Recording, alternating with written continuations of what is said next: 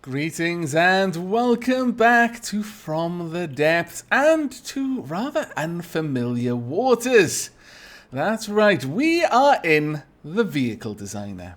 But before I continue with what this episode is going to be about, which may be hinted at from the title, I'm not sure what I'm going to name the episode yet, I'm going to just quickly answer a question that I get asked an awful lot. Almost on every single of my From the Depths episodes, I get asked it multiple times and have to answer it a few times in the comments. So I'm hoping this will be a definitive answer.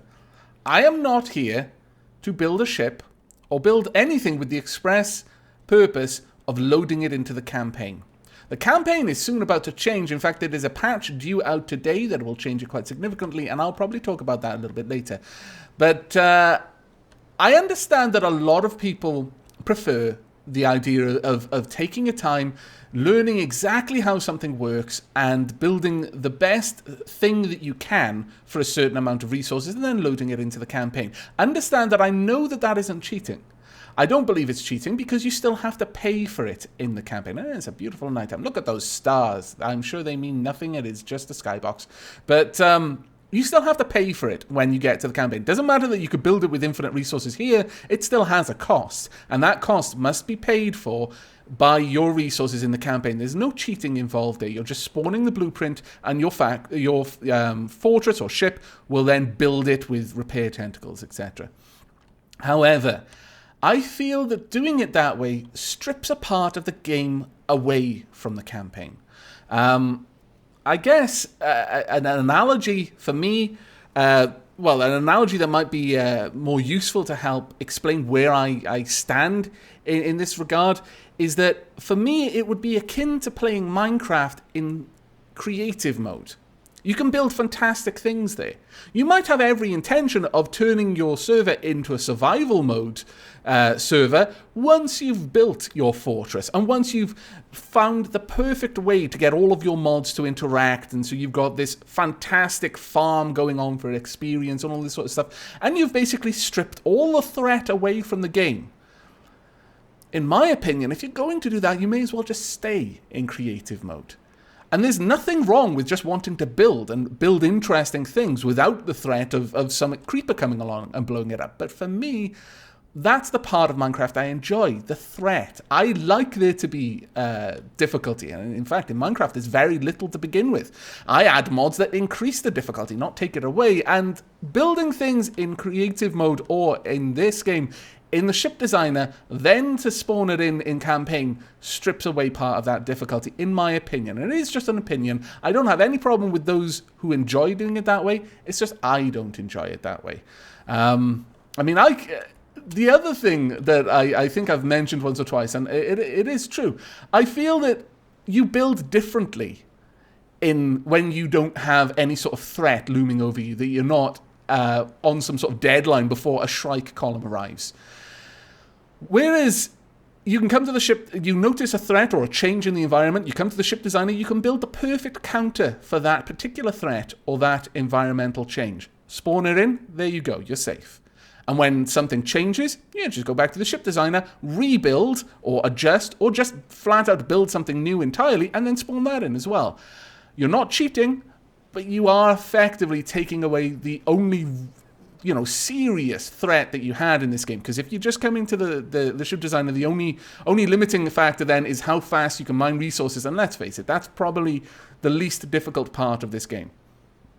Whereas if you're constantly under threat, if you've constantly got some sort of time-critical element to what you're doing, I think you don't so much engineer a design, you evolve the design. You'll be building something and all of a sudden the situation will change and you need this something to do something very, very different than what you were originally designing it for. You don't have time to just scrap the whole thing and start again. So instead you bolt on a different part that can now do that as well. And gradually your tiny, humble little fishing boat becomes some sort of Leviathan ship. And you don't even know where it stopped being a fishing boat. It just one day gained the ability to fire on airborne targets. Then another day it had these awesome torpedoes. And then all of a sudden it could mine for its own resources. And then you're effectively building the Nautilus one plate at a time. But you never really realize you're building the Nautilus until at the end you stand back and you think, my God, this ship is awesome. That is what I like about these sorts of games. I come from a country where the towns are like that.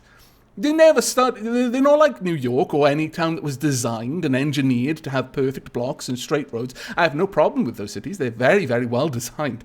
And the people in them is what makes the city anyway. But for me, I like being in a place where most towns grew up around a castle. They didn't really grow up to be towns specifically. They just happened to be that was the safest place for people to be most of the time, so they lived there. And gradually, a new street was added because it needed a new street. It wasn't designed to have one. It just needed it, so they built it. So the streets are like spider's webs, and around every corner there may be a tea shop with a wardrobe inside that leads to Narnia. That is what I like about games and about life and about everything else. In a nutshell, that is why I'm not going to build my ships in the ship designer. I would be taking that awesomeness away. And we're back after I suddenly started spluttering and coughing everywhere. I am really sorry. You will probably notice several unannounced cuts in these videos, and I found that I often say, "You will have to forgive me." I hate it when people say that. Why I've started saying it, I don't know. I do not approve of saying that. You do not have to do anything. I have no control. You don't need to forgive me. I humbly ask that you do forgive me, however, for any announced cuts. I'm not well. Okay, that said though, the whole thing about why I'm not going to build ships or come here to specifically build something that I will then take into the campaign. With that said, I think that learning is something a little bit different. We have quite a few questions. This is a complicated game and there is no user manual. So sometimes the only way you can learn is just to experiment. And there are a few questions that keep popping up in the comments, and I would like to try and answer them definitively on camera. I wouldn't get the chance to do this in the campaign, at least not in as clean an environment. You know, if you're going to do any experiments, you kind of need a safe and fair testing environment to conduct those experiments. So that's why we're here. You'll notice I've got a missile system. You'll notice I've got an engine. Those are the things we're going to be looking at now. I have already tried to record an episode. In fact, I did record it. It ended up being like an hour long of me just experimenting with the engine. But I am ill, and whilst it appears that my ability to perform mental arithmetic improves under the stress of illness, in fact, some of the best code I've ever written in my life happened when I was crippled with a migraine.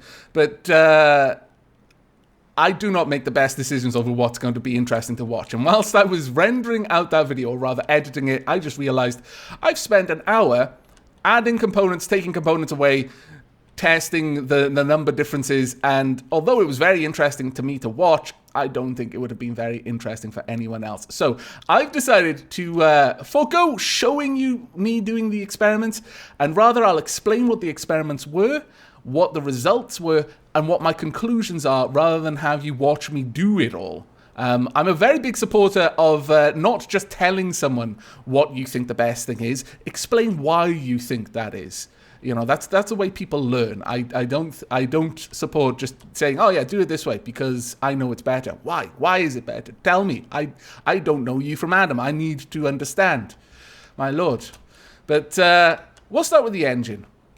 Now, I started out with a couple of questions, and I'm going to quickly give you the answers that I came to those questions. The first one was, can anything be attached underneath? That is, can it attach to something above it?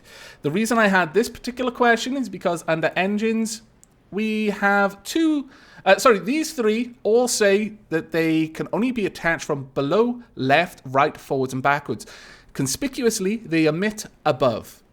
However, cylinder and engine's own fuel tank do not have any information on what they can attach to, so there was a possibility you could actually attach them above. And I think some people have even said in the comments that I should rise the engine up so I can attach the cylinders underneath, and then I'd have a perfect engine with 4 cylinders going around the crankshaft.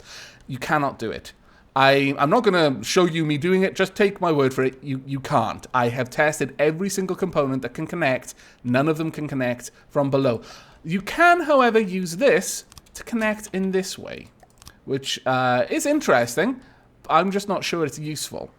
It basically takes any input from the left or right and channels it upwards. So basically, this crankshaft is beneath this cylinder. But why you would put a cylinder there, I'm not sure, because generally speaking, it is better for adjacency bonuses to have the cylinders like this rather than them on the same plane. So we're not going to look at that one. The next question I had was adjacency bonuses. Oh, sorry, are there diminishing returns? That is, if I build 2 fuel tanks, would the second fuel tank give me less? Now, the thing to understand with engines is it's all about the cylinders. In terms of the superchargers, the exhausts, the fuel tanks, it's all about which cylinders they connect to and how it affects that individual cylinder.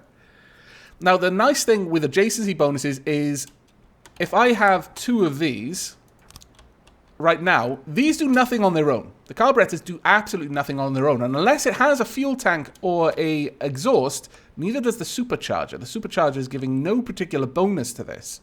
But if we take that away and I add just a single fuel tank there, this will say it's connected to 2 fuel tanks because it's getting a link from 2 sides of the fuel tank. So that's pretty important to note about adjacency bonuses. They do stack in that way. But as for diminishing returns, I've not noticed any. In fact, I've noticed something very interesting.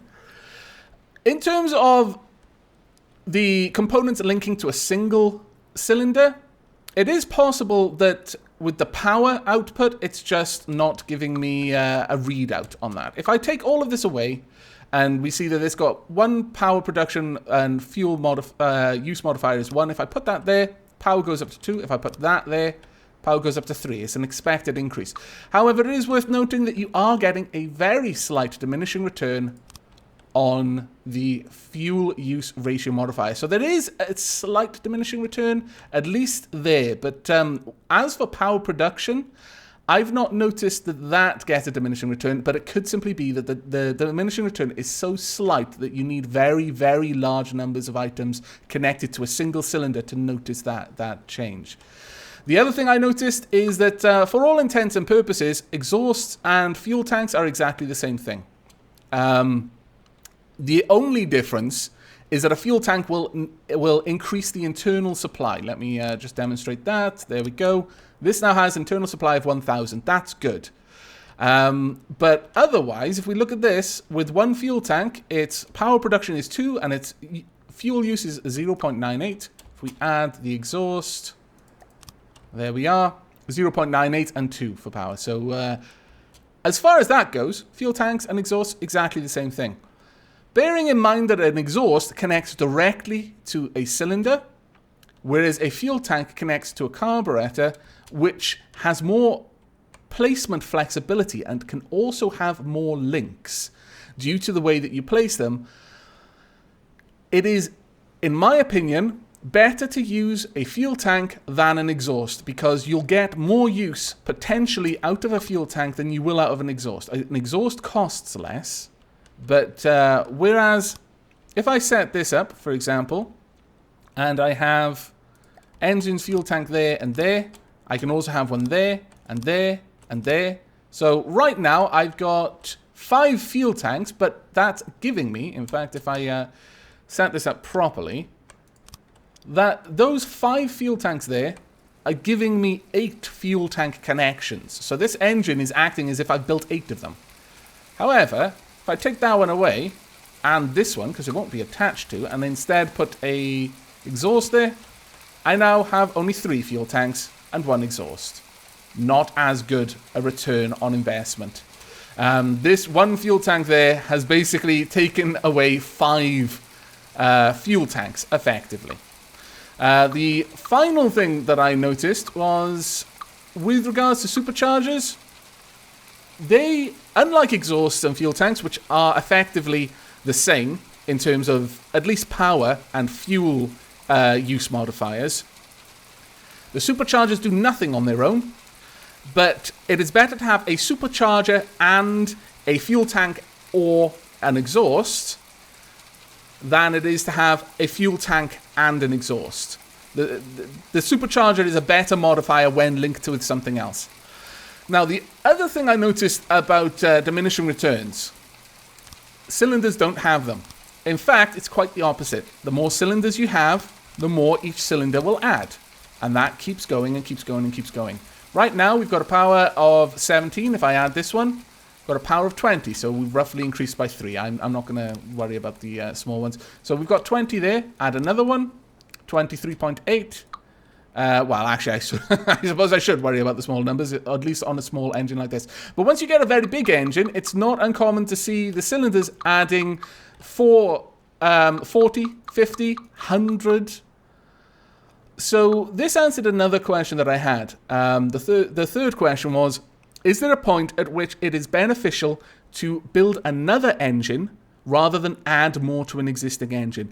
And based on the fact that for every cylinder you add, the cylinder is worth more, no, there is never going to be a point that is better, outside of tactical reasons. Having one giant engine means if that engine is broken, your whole engine is gone. Having 4 or 5 different small engines around your base means that you could have redundant engines. If one of them gets broken, you've not lost enough power for it to matter. Whereas if that one super engine you've got gets broken, well, you're completely buggered at that point. So outside of tactical concerns, in terms of just pure efficiency and bang for buck, it is better to have one enormous super powerful engine. Now, the last question I had with engines was, given that engines on fuel tanks and exhaust do things on their own, and superchargers kind of need the others to do something, is there a preferred ratio of superchargers to engines on fuel tanks or exhausts? Now, for the sake of this, understand that I've more or less decided that I'm not going to use exhaust unless there is a very specific reason to. Because generally speaking, in all ways, a fuel tank is going to give me more bang for buck. Or at least it's going to have more tactical positional flexibility with the way it links to carburetors. Now, if I set this up, what I found was that the best ratio, and this was through quite a lot of experimentation, was 3:2. So right now, this cylinder has a link to 3 fuel tanks, and if I put that there, it has 2 superchargers. That, on a small scale, is the best return. So 3 fuel tanks, 2 superchargers, 6 fuel tanks, 4 superchargers, 9 fuel tanks, 6 superchargers, 12 fuel tanks, 8 superchargers, so on, so forth. 15 fuel tanks, 10 superchargers.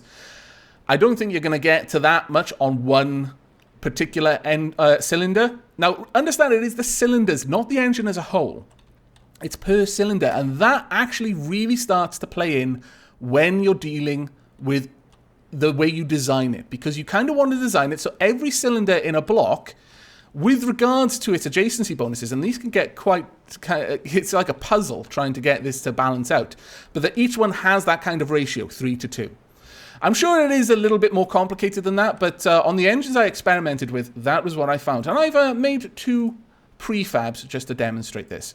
This is a pretty efficient little engine. Let's go to this so we can see it properly. Now, what we've got here is that each of these cylinders on the side has 3 fuel tanks and 2 superchargers. So that is the best ratio there. This one over here has 4, 7. So 6 fuel tanks, 4 superchargers. It's near as damn it to the ideal. And same on that side because it's mirrored. And then these ones on top have 11 fuel tanks to 6 superchargers. Now, that is not particularly good. But the idea of this one was to keep it within a 3x3 area. So this is like a compact engine. You can add a supercharger on the top, and that would fix this particular problem.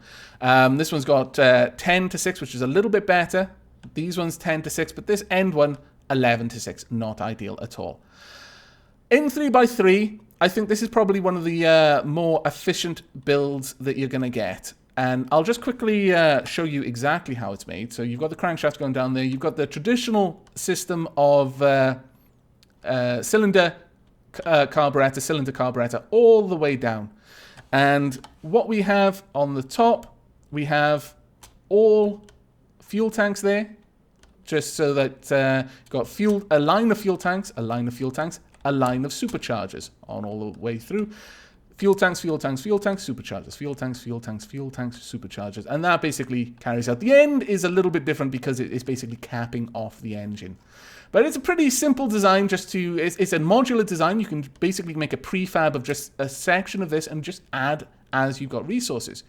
The final one that I did was without the restrictions of size. So it isn't limited to a 3x3. Remember, there is no point in having anything below. So this literally just spreads out up and to either side. And this is the engine I came up with. Now, for its length, I think this is as efficient as I can get this engine. If we have a look at the cylinders, this one has got 9 fuel tanks to 5 superchargers. It's just slightly less superchargers than the ideal. This one here has 8 to 5. Again, slightly less than the ideal. 7 to 5. That's a little bit closer to it, but I didn't find a way to get it to exactly the right ratio, 3 to 2. But near as damn it, these are the better setup. So for example here, 12 to 8. If I replace this with a fuel tank, this cylinder's power would go down. It's 253 at the moment. If I grab that, replace that, goes down to 248. So I've basically tested that on all of the cylinders. I've gone around and I've swapped out components to see what kind of effect it would have. Would it increase or would it decrease? And I've noted the effect. And this is the best setup I've managed to find. So we've spread backwards over the engine block there using these links on the carburetors. We've literally spread this out to every piece of available space. But it more or less follows the same design. So we've got superchargers there, 2 lines of fuel tanks, but the tops are always capped off with superchargers. Then we've got a line of superchargers. Then 3 lines of fuel tanks. The sides from the middle outward until the very end on either end always have superchargers on the very ends.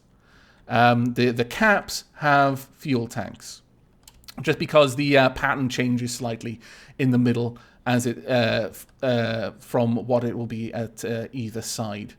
But it follows exactly the same pattern. So superchargers, 3 lines of fuel tanks, supercharger, 3 lines of fuel tanks, superchargers, so on and so forth.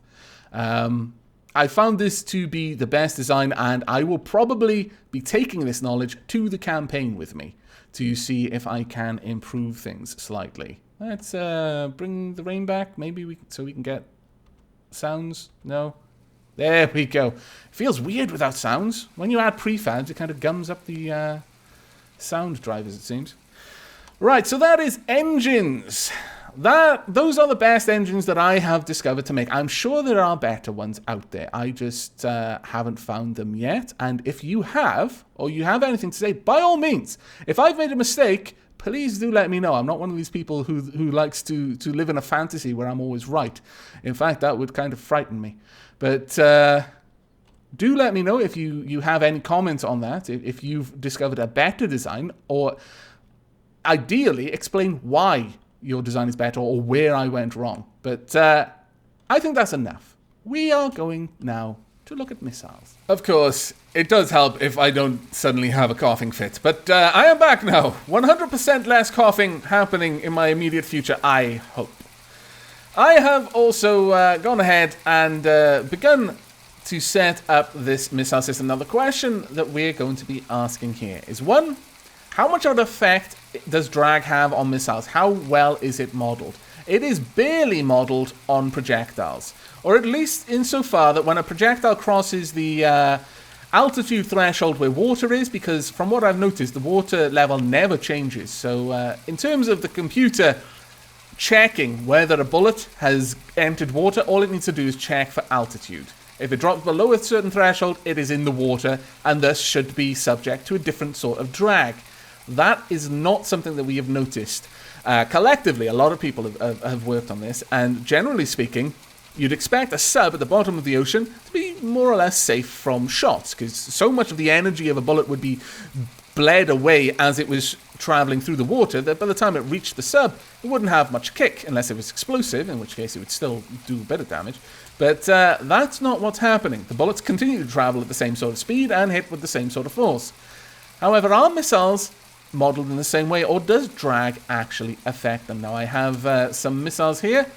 We have 2 thrusters basically set up. Enough fuel for both of these thrusters to make it to their destination. Well, actually, I think they may actually run out of fuel. Let me just adjust that. We're going to add 1 more. I'm not satisfied this is enough to use all 20 seconds without running out of fuel. So, let's put that in there and get another missile block. There we go. We'll add another 2 fuel tanks. I'm not putting any fins on this. The only thing I want to do is test how far it can get. Oops, that's not what I wanted to do either. Right, okay. Now, the easiest way to find out whether drag is modeled at all is, is simply to fire it. And thankfully, we can press Control and see that there's all sorts of drag readouts being given to us.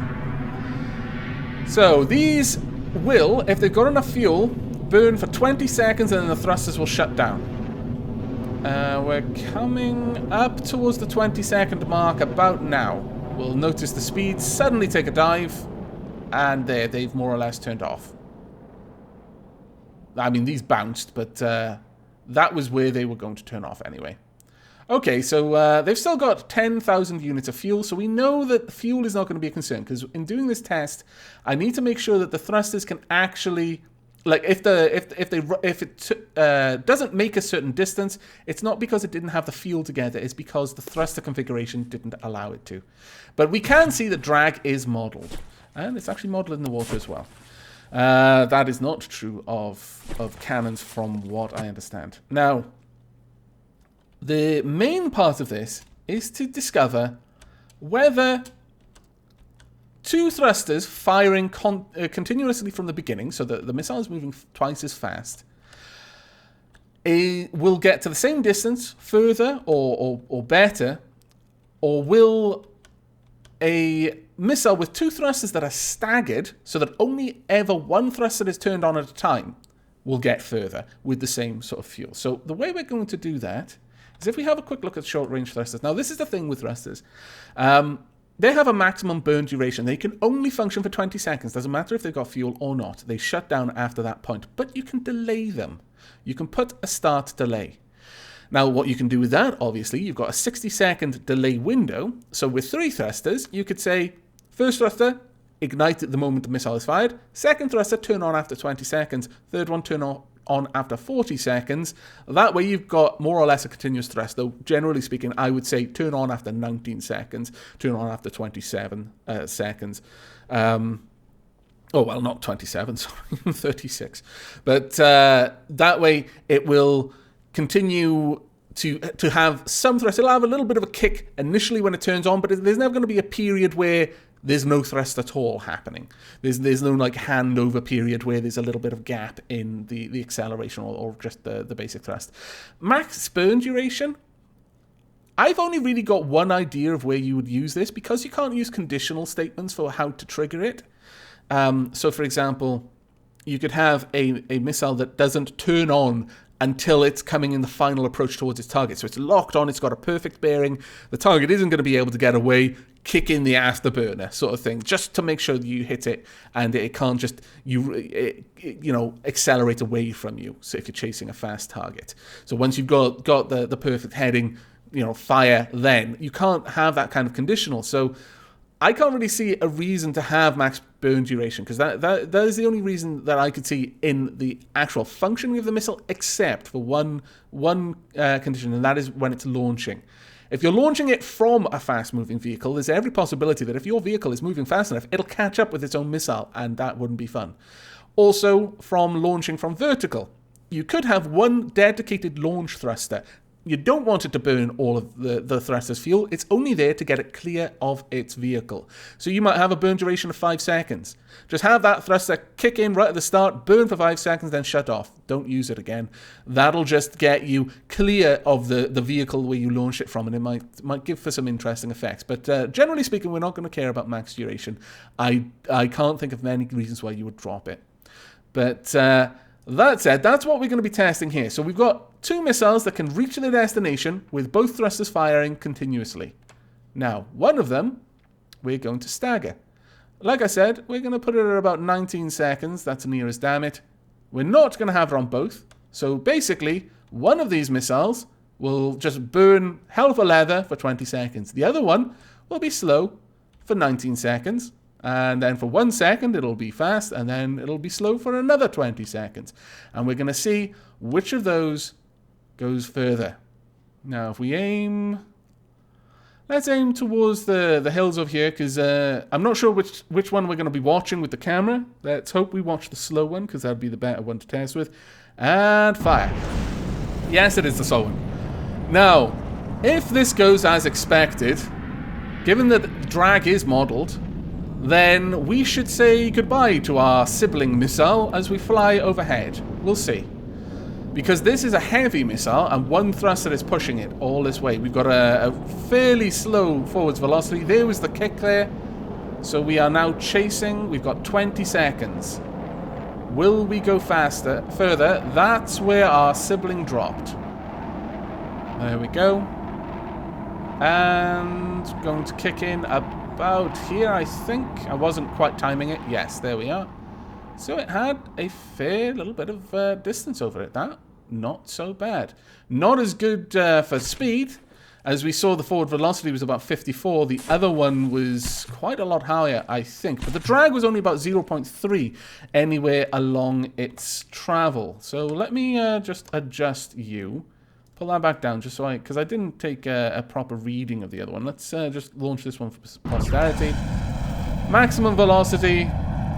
Just about 20, 22, 23. I can't remember exactly where I was. I think it was 54. So I think it's 22 meters a second. I'm not really sure what that is.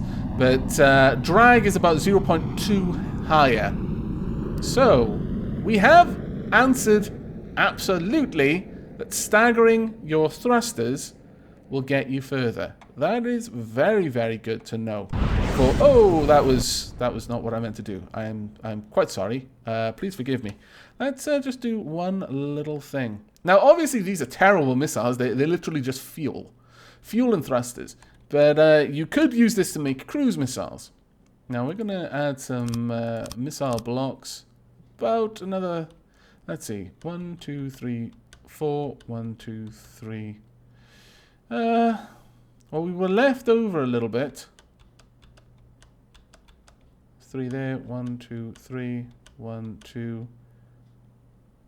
We probably don't need this on either side. We're going to add some more fuel down the bottom to get those in. Actually, we are going to need them, I think.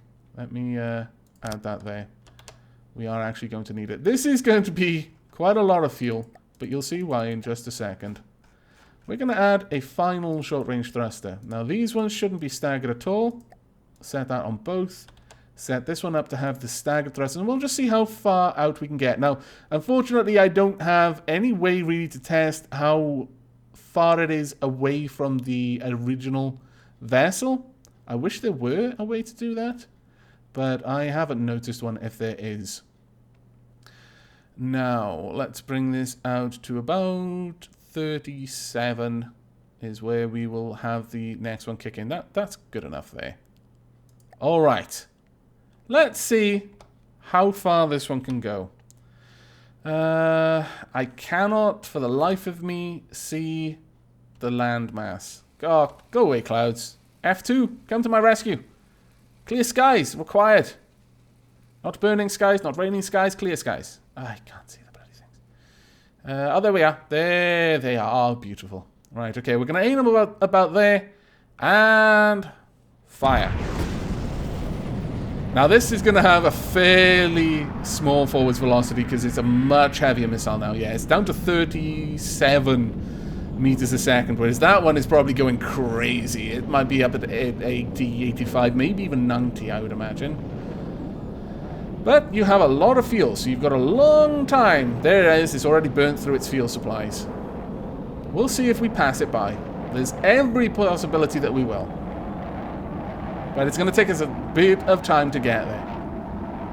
Now, a lot of people have wanted me to build cruise missiles of some sort. This is basically what we would have if I did that. We sped up there for a little bit. Where's our sibling? I can't see. We're going to have to watch for the water. Oh. I can't hear. Sound has gone. Oh dear. We have a problem. Ground control, Major Tom. Circuit's dead. Missiles, thrusters gone. And it exploded. Ooh. Is that the maximum range, perhaps? I wonder. The lifetime of that missile seemed remarkably short. Perhaps on a missile like that, I'm going to need something to allow it to survive longer. There are certain things. Wow, that thing is going weird. Where is it? Regulator for mines and depth charges. The regulator allows a missile to survive for an extra 180 seconds. The base survival time is 60 seconds. The effects stack. Useful for mine layers. So, that's interesting then. We would need this for 60 seconds. Well, actually, no. We are only going out to 60 seconds, more or less. So it died practically where it lost its fuel. I'm not sure that was a good design. I don't think it actually gained that much extra distance over its sibling for the extra weight that was involved, probably. But I think that's good enough for now. We've discovered the answer that to make cruise missiles you want staggered firing thrusters, not just more of them. My God, this is just ridiculous looking missile. If these were all sort of like chemical warheads or something, then this would be a terrifying missile, but it's not. It's just fuel. Well, actually, having said that, fuel is explosive. But I think that is a good enough answer to the basic question I had, and that was, is it better to have all thrusters firing at once and just get there faster, be traveling faster, and thus if you travel for the same amount of time, you'll get to the same destination? You won't. Drag affects it, and overall, it is better to have less thrusters firing, but for longer. So that is going to be the end of this little bit of a sciencey episode. We've answered a couple of questions regarding engines. This is the most efficient engine design that I can come up with at the moment that I've discovered, and I will probably be taking this to the campaign with me. And we've also answered some questions regarding long-range missiles and opening the way for a cruise missile design, probably on a ship. I don't think I'm going to stick cruise missiles on my fortress. I think I'm going to stick with my swarm missile system and a powerful gun and probably a laser. But that does bring me on to one last thing before I wrap this up. Today is the 8th. On the 8th, a patch is going to be released which will change the campaign forever. For the better, but it is highly suggested by the developer that although there is save compatibility, we should start a new campaign for the best experience. Bearing that in mind, I am tempted to start a new campaign. If I do so, I won't simply be wrapping the last one up. I would probably just throw caution to the wind, build a super laser on it, and then just pilot it into the Deepwater Guard's main base. If we can destroy that, then I'd pilot it into the next person's main base, and I'd keep going for one episode until my fortress got utterly annihilated by something much more powerful, and then we would begin it again. However, there is a part of me that's like, well, I'm kind of attached to what I've already done. So I'm going to leave that decision to you, or rather, I'm going to take advice. I promise nothing.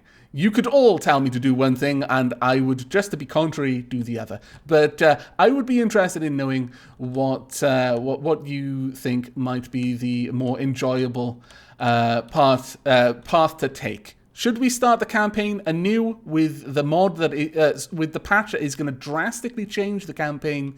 And especially the early campaign, everything is going to change. It's going to be one big open world. There will be no fleeing from Shrike columns if they find us. But there is instant teleportation between multiple vehicles. So I could perhaps have a home base that I could just retreat to if things got really bad. But I wouldn't be bringing back the fleet that I sent out and got hit by Shrikes with, like we did with the Fortress, just basically fleeing when we needed to. And so that could change the way the campaign would develop quite drastically. Or should we stick with what we've got and just play from there? Bearing in mind that if I did wrap up the campaign, we would go out in a blaze of glory, hopefully. Or just, I don't know, a poof when we went up against the Deepwater Guard and they just beat us to the ground into submission. But that is it for this episode. Do let me know in the comments below what you feel would be the best course of action with regards to the new campaign changes, and I shall see you in the very next episode. But until then, do take care.